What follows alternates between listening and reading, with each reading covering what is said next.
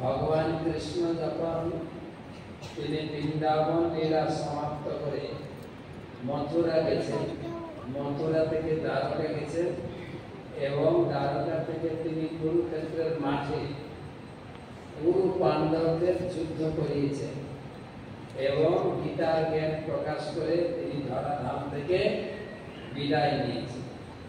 আর তখনই জগতে তিনি ভাগবত রূপে আবির্ভূত হয়েছেন। ভাগবত গীতা হচ্ছে একটা গ্রন্থ, ভাগবত হচ্ছে 18টা বই, দ্বাদশ স্কন্ধ, 18,000 শ্লোক।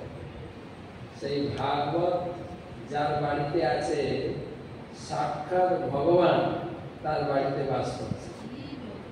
শাস্ত্রে লেখা আছে কেউ যদি ভাগবত গ্রন্থকে সঙ্গে করে নিয়ে যান, গৌর যথা সুত বৎসলা, যেরকম গাই বাছুর প্রসব করার পরে আমরা মাঠে গাইকে চড়াতে নিয়ে যেতে গেলে গাইকে নিতাম না, বাছুরকে কোলে করে নিয়ে যেতাম, গাই পিছনে পিছনে। তাই কেউ যদি ভাগবতকে সঙ্গে নিয়ে যান, আপনার পিছনে ভগবান গিয়ে আপনার ঘরে প্রবেশ করে যাবে।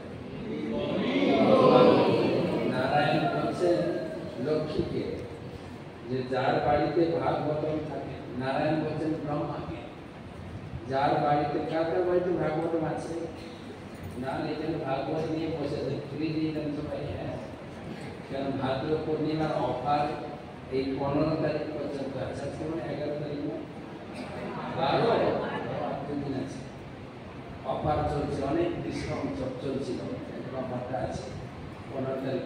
ব্রহ্মাকে বলছেন যার বাড়িতে ভাগবতম আছে আমি লক্ষ্মীকে নিয়ে তার বাড়িতে নিবাস করি। হয়তো আপনার লক্ষ্মীর ভান্ডার না থাকতে পারে, কিন্তু লক্ষ্মী আপনার বাড়িতে থাকে। ভাগবতম গুরু মহারাজ বলছেন একটা শ্লোক দিয়ে চৈতন্য ভাগবত থেকে যে ভাগবত থাকে যে ঘরে কোনো অমঙ্গল নাহি প্রকার, তার বাড়িতে কোনো অমঙ্গল হয় না। তো সেই প্রথম হচ্ছে নাম রূপে, দ্বিতীয় হচ্ছে ভাগবত রূপে, তৃতীয় তিনি এসেছেন জগন্নাথ রূপে। সত্যযুগে বদ্রীনাথ, ত্রেতা যুগে রামনাথ, দ্বাপর যুগে দ্বারকানাথ, কলিযুগে জগন্নাথ। তো 3 ভগবান, নাম ভগবান, ভাগবত ভগবান আর জগন্নাথ। 3 ব্রহ্ম বলা হয়।